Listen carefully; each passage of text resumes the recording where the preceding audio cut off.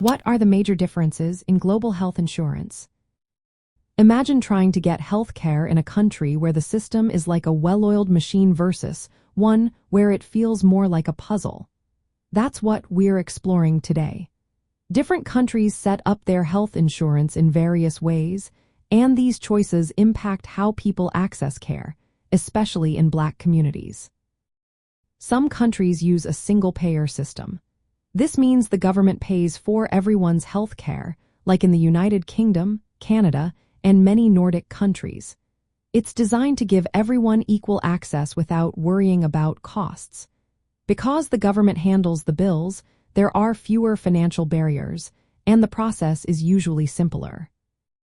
Other countries have public insurance systems.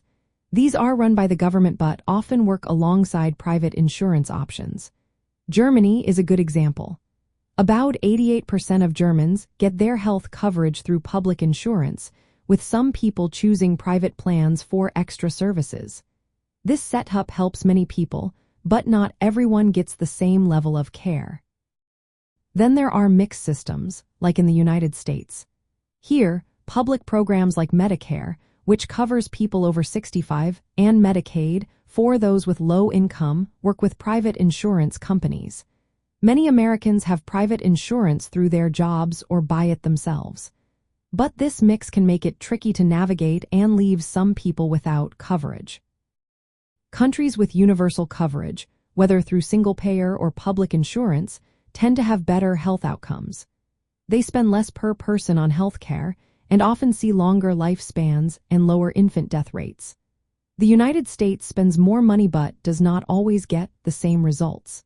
This is partly because of how fragmented the insurance system is and how complicated it can be to get care. Cultural competence also plays a role.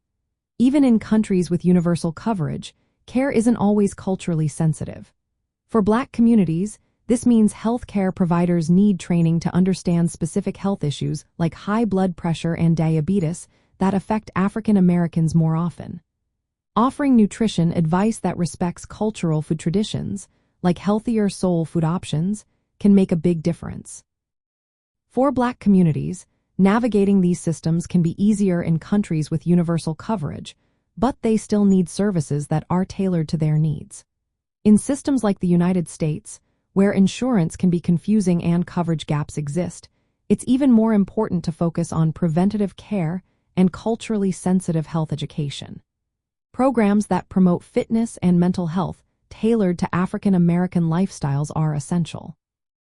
In the end, the biggest differences come down to how coverage is organized, who pays for care, and how accessible it is.